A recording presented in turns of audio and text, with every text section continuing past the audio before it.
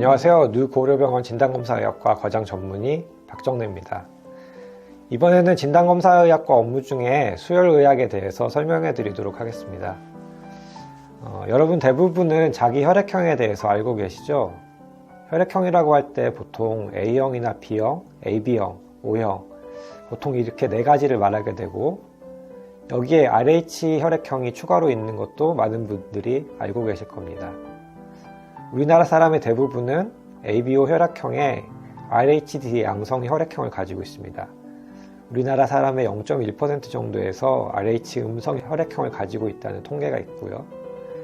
이 비율은 인종마다 조금씩 다른데, 유럽의 경우에는 RH 음성 혈액형을 가진 사람이 15%까지 있다는 통계도 있습니다.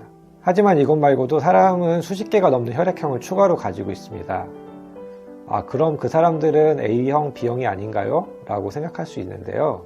그게 아니라 ABO 혈액형에 RH 양성 음성 혈액형이 추가로 있듯이, 이론적으로는 ABO 혈액형 더하기 RH 혈액형 더하기 루이스나 더피 등의 기타 혈액형들을 추가로 검사할 수도 있습니다. 그렇다면 왜 추가 혈액형 검사는 거의 하지 않는 것일까요? 그 이유는 우리나라 같은 경우에는 대부분이 ABO, RH 혈액형을 제외하고는 비슷한 혈액형을 가지고 있기 때문입니다. 그리고 ABO나 RH 혈액형 같은 경우에는 다른 혈액을 수혈받았을 때 적혈구가 몸속에서 깨지는 용혈 반응이 심각하게 일어나지만, 추가 혈액형이 다른 경우에는 그렇게 심각한 용혈 반응을 일어나는 경우가 드물기 때문입니다. 이런 혈액형 검사들은 결국 수혈을 위해서 시행되고 있습니다. 수혈은 의학적으로 혈액이 부족한 환자에게 다른 사람의 혈액을 몸속에 투입하는 의료 행위인데요. 기원은 본격적으로 시작된 것은 1800년대부터입니다. 이때는 혈액형이라는 개념이 없었기 때문에 혈액형이 일치하지 않거나 적합하지 않은 혈액을 수혈받은 사람들이 많이 사망했습니다. 그러다가 1900년대 초가 돼서 혈액형이 있다는 사실이 발견되면서 혈액형별로 혈액을 주기 시작했습니다. 저희 뉴고려병원 진단검사의학과에서 수혈을 위해 하는 업무가 무엇인지 소개해 드리겠습니다. 첫 번째로 혈액형 검사를 시행합니다. 혈액형 검사는 기본적으로 누구나 알고 있는 ABO 혈액형과 RH로 흔히 알고 있는 RHD 양성 음성을 검사합니다. 수혈을 받아야 할 확률이 높은 환자한테는 비핵양체 검사라는 것을 추가로 하는데요. 비핵양체 검사라는 것은 앞서 설명드렸던 ABO, RH 혈액형을 제외하고 추가 기타 혈액형 중에서 일반적인 혈액제제를 수혈받으면 위험할 수도 있는 혈액형들을 가지고 있는지 여부를 알아내는 검사입니다. 만약에 이 검사에서 양성이 나오게 되면은 추가 혈액형 검사를 시행하여서 그에 맞는 혈액을 혈액원에서 공급받아 환자에게 수혈하기도 합니다. 두 번째로 혈액제제 관리를 하고 있습니다. 흔히들 수혈을 받는 혈액제제라고 하면은 빨간색, 즉 적혈구가 있는 농축 적혈구를 떠오르실 겁니다. 실제로도 제일 많이 사용되고 있고요. 혈액제제는 이것 말고도 몇 가지가 더 있습니다.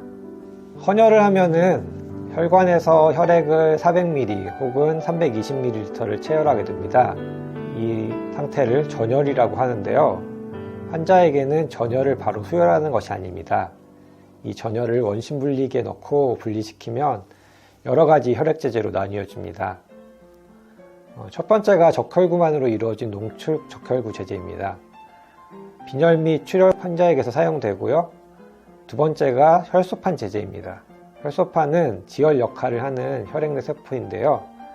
그래서 혈소판 질환으로 인해서 혈소판이 감소되거나 기능에 이상이 있는 경우에는 이 혈소판 제제를 수혈하게 됩니다. 헌혈을 많이 해보신 분들 중에는 혈소판 성분 헌혈이란 걸 해보신 분도 있을 텐데요. 이 경우에는 몸에서 전혈을 뽑은 후에 혈소판만을 모아서 혈소판 제제를 만든 후에 나머지 부분은 다시 몸으로 집어넣습니다. 그래서 일반 헌혈보다 더 자주 할 수 있게 되는 것이죠. 마지막으로 신설 동결 혈장과 동결 침전제가 있습니다. 이것은 전혈에서 백혈구, 적혈구, 혈소판을 분리하고 남은 혈장들을 얼린 것으로 혈액 응고 문제가 있거나 혈장에 있는 환자에게 유해한 성분을 희석시키는 목적으로 사용합니다. 이런 혈액제제를 환자들에게 수혈할 때는 단순히 혈액형만 맞춰서 주는 것이 아닙니다. 환자의 혈액 샘플과 수혈할 혈액제제의 일부를 섞어서 응집 반응이 있는지 여부를 확인하는 시험을 합니다. 이것을 교차 시험이라고 하는데요. 환자분들에게 적합한 혈액제제를 공급하는 데 있어서 가장 중요한 검사입니다. 지금까지는 수혈 전 검사를 설명드렸습니다. 수혈 전 검사만큼 중요한 게 수혈 후 환자 상태를 확인하는 것인데요.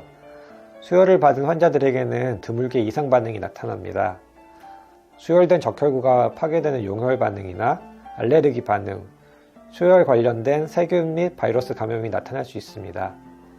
하지만 혈액제제의 철저한 관리와 사전 검사를 통해서 최대한 이를 예방하여서 어쩔 수 없이 일어나는 미미한 용혈 반응이나 알레르기 반응 등을 제외하면은 사실상 다른 이상 반응들은 일어나지 않고 있습니다.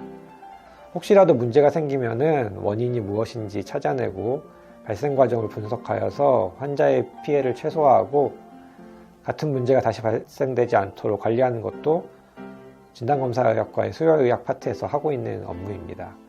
수혈은 매우 중요한 치료 방법입니다. 일반 의약품과 달리 다른 사람의 몸에서 체혈해서 환자에게 들어가는 만큼 관리가 어렵습니다. 그래서 그만큼 또 관리가 중요하고요.